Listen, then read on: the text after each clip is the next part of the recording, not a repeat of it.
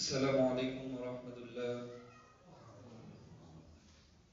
الحمد لله الحمد لله نحمده ونستعينه ونستغفره ونؤمن به ونتوكل عليه ونعوذ بالله من شرور أنفسنا ومن سيئات أعمالنا. من يهدي الله فلا مضل له ومن يضلله فلا هادي له. ونشهد أن لا إله إلا الله وحده لا شريك له. فقد قال الله تعالى في كلامه المجيد وفرقانه الحميد. أعوذ بالله من الشيطان الرجيم. بسم الله الرحمن الرحيم.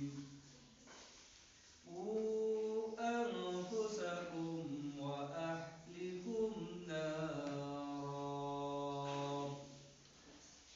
وقال رسول الله صلى الله عليه وسلم: من لم يرحم صغيرنا ويوقر كبيرنا فليس منا.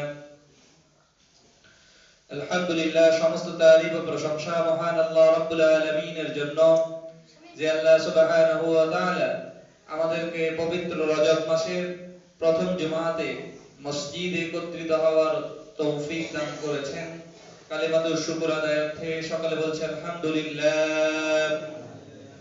দরুদ ও সালাম বর্ষিত হোক সর্বকালে সর্বযুগে সর্বশ্রেষ্ঠ মহামানব জনাব মুহাম্মদুর রাসূলুল্লাহ সাল্লাল্লাহু আলাইহি ওয়াসাল্লামের প্রতি। আলহামদুলিল্লাহ, আমরা গত জুমায় আলোচনা করেছিলাম পিতামাতার প্রতি সন্তানের দায়িত্ব এবং কর্তব্য সমূহ নিয়ে।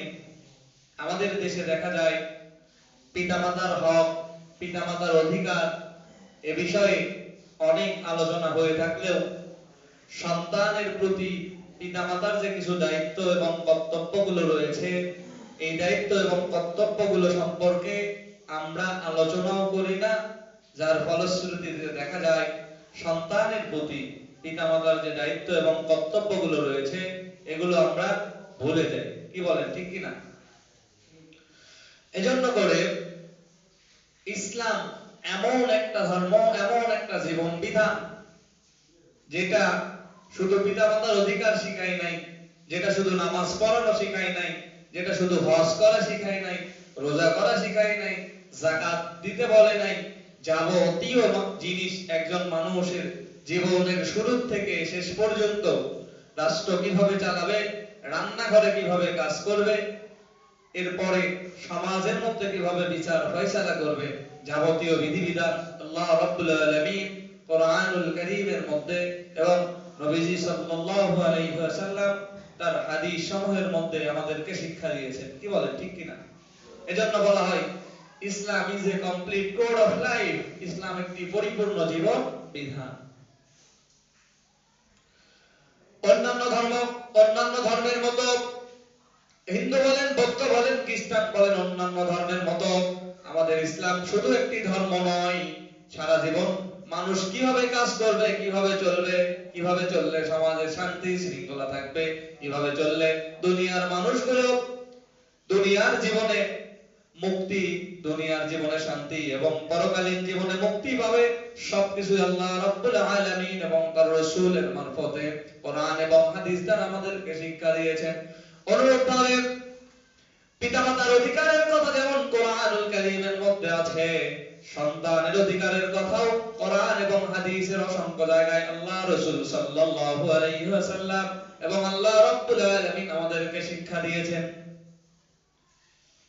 হাদিস শরীফের মধ্যে এসেছে, নবীজি সাল্লাল্লাহু আলাইহি ওয়াসাল্লামের কাছে এক ব্যক্তি আরজ করলেন, ইয়া রাসূলুল্লাহ, ইয়া হাবিবাল্লাহ, আমার সন্তান আমার কথা শুনে না, আমার কোনো দায়িত্ব পালন করে না, আমার কোনো খেদমত করে না, আপনি একটু তাকে কিছু বলে দেন। নবীজি সাল্লাল্লাহু আলাইহি সাল্লাম সন্তানকে হাজির করতে বললেন। সন্তান নবীজির দরবারে আসলেন।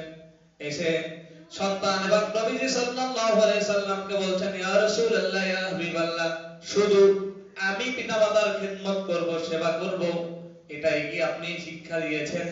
আপনি কি এটা এরকম কোন হক, এরকম কোন অধিকার কি নেই যে সন্তানেরও কিছু দায়িত্ব, সন্তানের উপর পিতামাতার কিছু দায়িত্ব এবং কর্তব্য রয়েছে? নবী সাল্লাল্লাহু আলাইহি সাল্লাম বললেন, অবশ্যই। ইসলাম সন্তানের হক এবং অধিকার নিশ্চিত করেছেন। শিশু অধিকার ইসলাম নিশ্চিত করেছেন, মহিলা অধিকার ইসলাম নিশ্চিত করেছেন। কি হক রয়েছে? নবীজি কিছু হকের কথা বললেন, যে প্রথমে হচ্ছে ভালো মা নির্বাচন করা, ভালো নাম রাখা, আকিকা দেওয়া, এরকম কিছু হকের কথা নবীজি বললেন। আদব শিক্ষা দেওয়া। তখন সাহাবী বলছেন, ইয়া রাসূলুল্লাহ, জিন্দেগিতেও আমার পিতা এই একটা কাজও সঠিকভাবে সমাধান করেন নাই। এজন্য করে নবীজি সাল্লাল্লাহু আলাইহি ওয়াসাল্লাম সন্তানদের প্রতি, নবজাতক সন্তানদের প্রতি দায়িত্ব এবং কর্তব্য আমাদেরকে শিক্ষা দিয়েছেন। কেমন শিক্ষা দিয়েছেন? সন্তান জন্মের পরে কি করতে হবে? যেহেতু সন্তান হচ্ছে, সন্তান, স্ত্রী, পরিবার, পরিজন, এগুলো হচ্ছে আমাদের চক্ষু শীতলকারী। সাইয়েদনা ইব্রাহিম আলাইহিস সালাম দোয়া করেছিলেন, রব্বি হাবলি মিনাস সলিহিন ফাবাশশারনাহু বিগুলামিন হালিম। রব্বুল আলামিন, আমাকে পুত পবিত্র, ধৈর্যশীল, নেককার সন্তান দান করো। আল্লাহ রাব্বুল আলামিন বলেন, ফাবাশশারনাহু বিগুলামিন হালিম, আমি তাকে নেককার, পুত পবিত্র সন্তানের সুসংবাদ দিলাম। এজন্য চক্ষু শীতলকারী হচ্ছে স্ত্রী এবং সন্তান। এই সন্তানদের সঙ্গে যদি আপনি সঠিকভাবে সন্তানকে লালন পালন করতে না পারেন ইসলাম অনুযায়ী, ইসলামের বিধিবিধান অনুযায়ী, তাহলে এই সন্তান দিয়ে আপনার কোন কাজে আসবে না ওইরকম ভাবে। তাহলে সন্তান যখন জন্মগ্রহণ করবে, কি দায়িত্ব? প্রথম দায়িত্ব হচ্ছে, সন্তান জন্মগ্রহণ করার পূর্বে প্রথম দায়িত্ব হচ্ছে একজন ভালো মা নির্বাচন করা। ভালো মা কিভাবে নির্বাচন করবেন? বিবাহের মাধ্যমে ভালো মা নির্বাচন করতে হয়। এই বিবাহ শাদী অবশ্যই দেখে শুনে, মুরব্বীদের পরামর্শ নিয়ে, নিজে ইচ্ছা করে, নিজে চিন্তা করে, নিজে পছন্দ করে বিবাহ শাদী করলে হবে না। মা বাবার পছন্দ অনুযায়ী, এরপরে মুরব্বীদের পছন্দ অনুযায়ী, তাদের দেখা অনুযায়ী বিভিন্ন বিষয় লক্ষ্য করে নবীজি হাদিস শরীফের মধ্যে বলেন, আমার সাহাবায়ে কেরাম, মানুষ যখন বিবাহ করে তখন চারটা জিনিস লক্ষ্য করে। এক নম্বর, মানুষ লক্ষ্য করে তার সৌন্দর্য। দুই নম্বর, লক্ষ্য করে তার বংশ মর্যাদা। তিন নম্বর, লক্ষ্য করে সহায় সম্পত্তি, ধন সম্পদ। চার নম্বর, লক্ষ্য করে দিনদারি। তবে তোমরা বিবাহের ক্ষেত্রে দিনদারিকে প্রাধান্য দাও। যদি দিনদারিকে প্রাধান্য না দাও তাহলে তোমরা অবশ্যই ক্ষতিগ্রস্ত হবে। এজন্য করে দেখবেন যে সমস্ত মেয়েরা সকালবেলা উঠে ফজরের নামাজের পরে কোরআনুল কারীম তেলাওয়াত করে, তাদের দ্বারা শ্বশুর শাশুড়ির হক কখনো নষ্ট হয় না। এজন্য প্রথম অধিকার হচ্ছে সন্তানের জন্য ভালো একটা মা নির্বাচন করা। দ্বিতীয়, যখন সন্তান জন্মগ্রহণ করবে সর্বপ্রথম কাজ হচ্ছে সন্তান হওয়ার সঙ্গে সঙ্গে, ছেলে হোক মেয়ে হোক, আযান দিতে হবে। কি দিতে হবে? আযান দিতে হবে। ছেলে হোক মেয়ে হোক, প্রথমে আযান দিতে হবে। রাসূলুল্লাহ সাল্লাল্লাহু আলাইহি ওয়াসাল্লাম বলেন, ওয়াইতু রাসূলুল্লাহ সাল্লাল্লাহু আলাইহি ওয়াসাল্লাম আযান ফি উযুনিল হাসান বিন আলী হিনান ওয়ালাদতুহু ফাতিমাতু বিস-সালাত। নবী সাল্লাল্লাহু আলাইহি ওয়াসাল্লামের সাহাবী আবু রাফি রাদিয়াল্লাহু তাআলা আনহু বর্ণনা করেন, আমি দেখলাম ফাতিমা যখন হাসান রাদিয়াল্লাহু তাআলা আনহুকে জন্ম দিলেন, তখন নবীজি সাল্লাল্লাহু আলাইহি ওয়াসাল্লাম হাসানের কানে নামাজের আযানের মতো আযান দিলেন। বলেন সুবহানাল্লাহ। এরপর দুই নাম্বার কাজ, সন্তানের ভালো একটা নাম রাখা। সন্তানের ভালো একটা অর্থবহ নাম রাখা। নবীজি বলেন, সাম্মু বিইসমি ওয়ালা তাকতুলু বিকুনিয়াত। সহিহ বুখারী মুসলিমের হাদিসের মধ্যে এসেছেন হযরত আবু হুরায়রা রাদিয়াল্লাহু তাআলা আনহু থেকে রওয়ায়াত আন আবি হুরায়রা রাদিয়াল্লাহু তাআলা আনহু قال قال رسول الله صلى الله عليه وسلم سموا باسمي ولا تقتلوا بكنيات তোমরা আমার নামে নাম রাখো অর্থাৎ মুহাম্মদ নামেও নাম রাখো কিন্তু আমার কুনিয়াত বৌদ্ধ নাম অর্থাৎ আবুল কাসেম নামে নাম রেখো না। যখন নবী সাল্লাল্লাহু আলাইহি সাল্লাম ইন্তেকাল করেছেন তখন এই হাদিস রহিত হয়ে গিয়েছে। কোরআন হাদিসের অনেক বিধান এরকম রয়েছে, নাসখ মানসুখের অনেক বিধান রয়েছে যেগুলো আয়াত হিসেবে থাকবে। আন-নাসখু বিল কোরআন বিল কোরআন, কোরআনের আয়াত দিয়ে কোরআনের আয়াত রহিত হয়ে গিয়েছে, হাদিস দিয়ে হাদিস রহিত হয়ে গিয়েছে, কোরআন দিয়ে হাদিস রহিত হয়ে গিয়েছে। এরকম অনেক বিধিবিধান ইসলামে রয়েছে।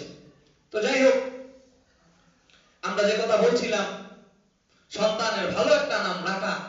আপনারা চাইলে আল্লাহ রাব্বুল আলামিনের গুণবাচক যে নামগুলো রয়েছে, আসমাউল হুসনা, আল্লাহ রাব্বুল আলামিনের সুন্দর সুন্দর নাম রয়েছে, এই নামগুলোতেও নাম রাখা যায়। তবে এই নামগুলোতে নাম রাখলে ডাকার সময় একটু সমস্যা হয়। যেমন নাম রেখেছে আব্দুর রহিম, আমরা ডাকি রহিম, কি বলেন? নাম রেখেছে আব্দুর রহমান, আমরা ডাকি রহমান। রহমান তো আল্লাহর সিফত, কোনো মানুষের নাম হতে পারে না। আমরা যখন নাম রাখি, নাম রাখার সময় ঠিক ডাকি আব্দুর রহমান, আব্দুর রহিম, আব্দুল গফুর, আব্দুল জব্বার, কিন্তু ডাকার সময় শুধু ডাকি জব্বার, ডাকার সময় শুধু ডাকি রহিম, ডাকার সময় শুধু ডাকি রহমান। এরকম করে ডাকলে গুনাহ হবে, শিরকির গুনাহ হয়ে যাবে। আল্লাহর যে সমস্ত নাম রয়েছে এর সঙ্গে আব্দুল শব্দ অর্থাৎ আল্লাহর বান্দা বা আল্লাহর দাস বা রহমানের বান্দা, রহিমের বান্দা, এরকম করে একটা। 3 নম্বরে, সন্তান জন্মের 7ম দিনে আকিকা দেওয়া মুস্তাহাব।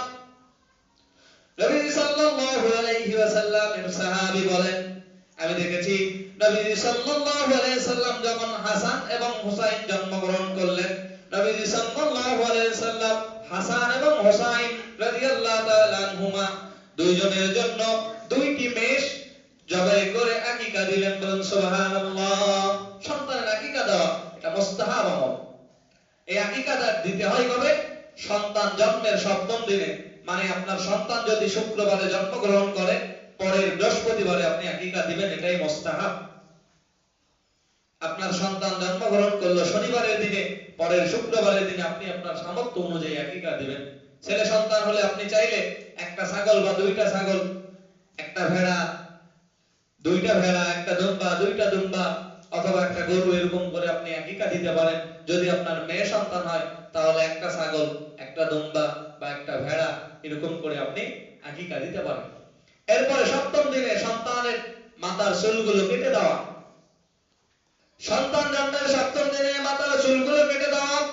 যদি সম্ভব হয় ওই চুলের সমপরিমাণ সোনা অথবা রূপা অথবা তার সমপরিমাণ অর্থ আল্লাহ রাব্বুল আলামিন রাস্তায় খায়রাত করে দেওয়া, সদকা করে দেওয়া।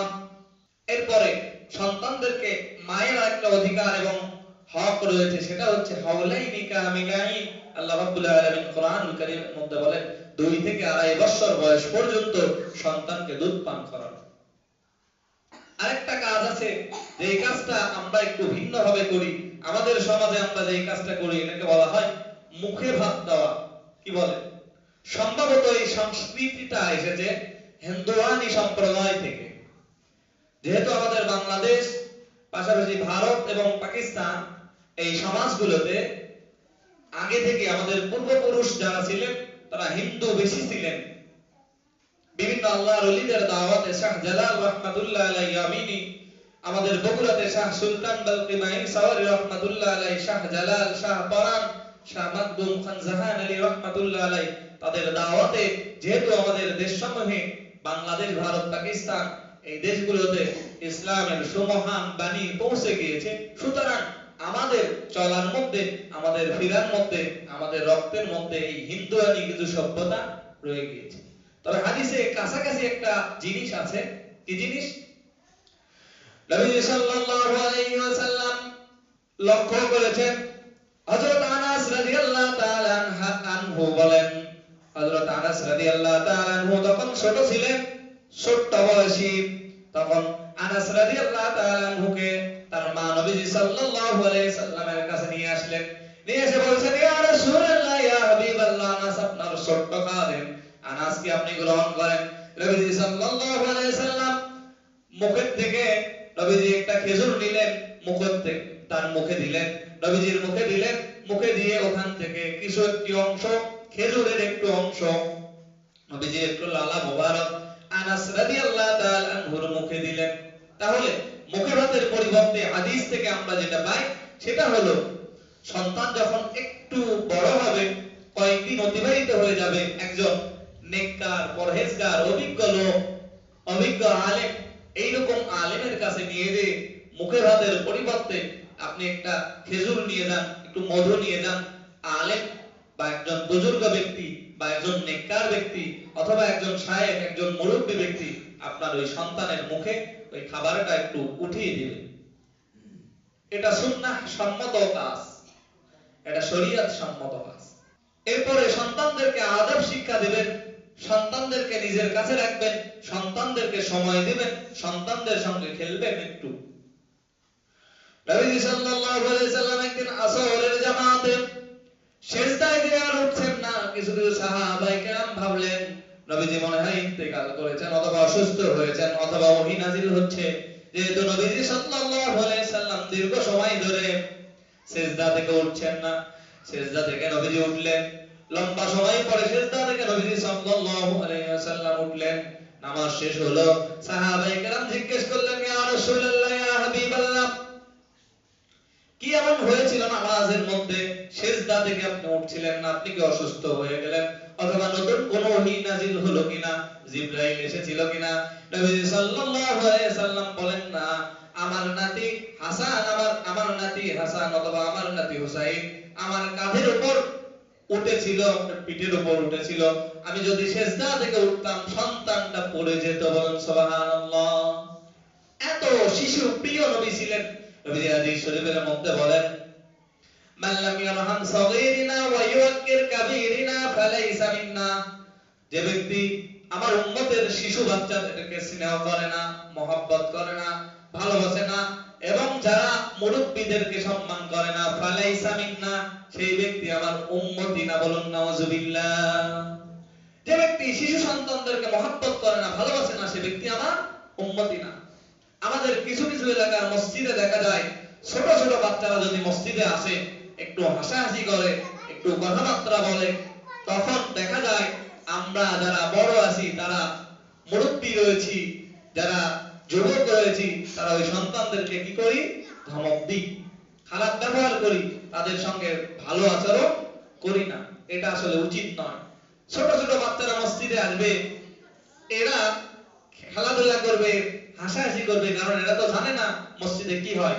এইরকম আস্তে আস্তে দেখতে দেখতে সন্তান একদিন দেখবে এখানে তো যারা বড় আছে, কারণ সন্তান দেখবেন বড় মানুষদেরকে খুব ফলো করে, অনুসরণ করে, দেখবে যে এখানে তো কেউ হাসাহাসি করে না, কথা বলে না, শুধু ইমাম সাহেব কথা বলেন আর বাকি সবাই ইমাম সাহেব যা করেন তারাও তাই করেন। সুতরাং সন্তান দেখবে না এখানে আর কথা বলা যাবে না, এখানে আর হাসাহাসি করা যাবে না, এখানে আর অন্য কাজ করা যাবে না। কিন্তু আপনি যদি ধমক দেন, মসজিদের প্রতি বিরূপ মনোভাব করবে সন্তানের কমল অন্তরে, কমল হৃদয়ে সন্তানদের একটা খারাপ ধারণা পড়বে, তখন তারা মসজিদ মুখী হবে না, তারা অন্যান্য জায়গাগুলোতে যাবে। এজন্য করে সন্তানদেরকে মসজিদে নিয়ে আসবেন, বিশেষ করে জুমার দিনে যত ছোট বাচ্চাই হোক না কেন, ওযু করাইয়া তাদেরকে দেখাই দিবেন কিভাবে ওযু করে, তাদেরকে মসজিদের দিকে নিয়ে আসবেন এবং মাঝে মাঝে কিছু উপহারও দিবেন, সন্তানদেরকে চকলেট দিবেন, অন্যান্য উপহার দিবেন।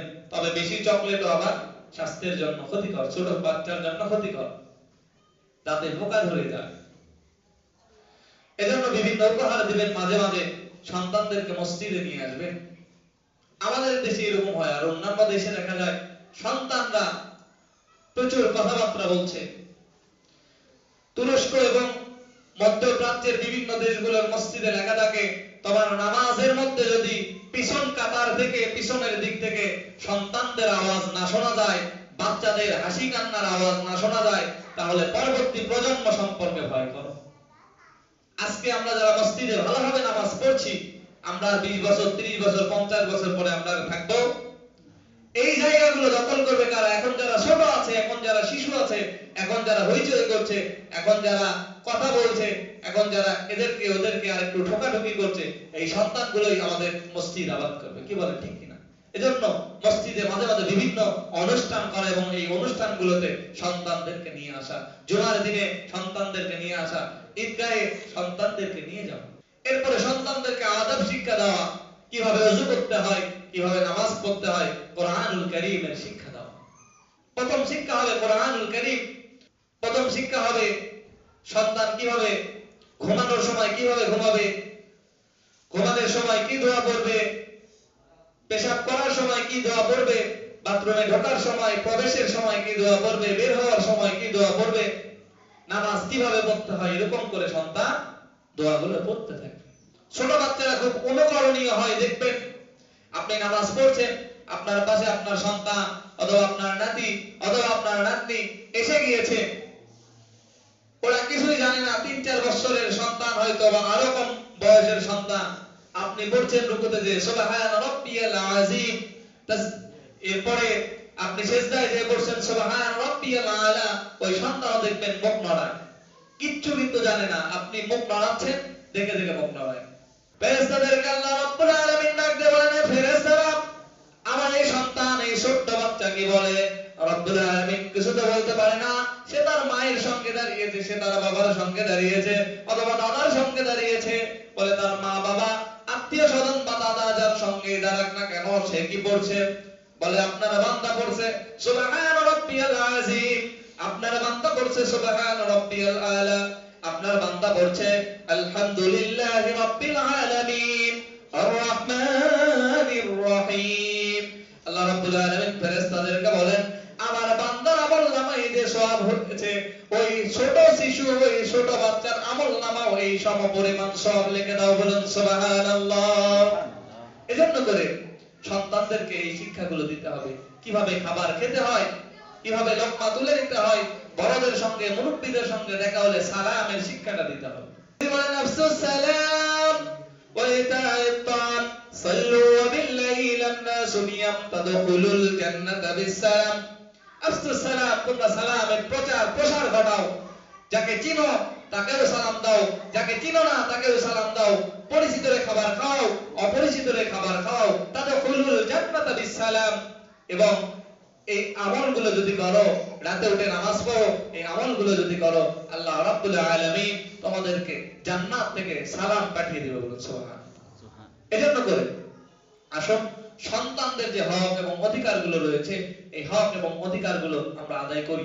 অবশ্যই আপনি আপনার সন্তানকে ডাক্তার বানাতে পারেন, অবশ্যই আপনি আপনার সন্তানকে ইঞ্জিনিয়ার বানাতে পারেন, অবশ্যই আপনার সন্তানকে আপনি ভালো কোনো শিক্ষা দিতে পারেন, তবে প্রথম শিক্ষা যেন কোরআনুল কারীমের শিক্ষা হয়। নামাজ কিভাবে পড়বে, রোজা কিভাবে পড়বে, প্রয়োজনীয় মাসলা মাসাইলগুলো এগুলো আগে শিক্ষা দিন, তাহলে এই সন্তান আপনাকে কখনো বৃদ্ধাশ্রমে লাগবে না। এই সন্তানের প্রতি যদি আপনি দায়িত্ব কর্তব্যগুলো সঠিকভাবে পালন করেন, তাহলেই এই সন্তান যখন আপনি বৃদ্ধ হবেন, তখন গত জমায় যে আলোচনা করেছিলাম, এই সন্তান আপনার প্রতি এরকম করে কেয়ার করবে, আপনার হকগুলো পরিপূর্ণভাবে আদায় করবে।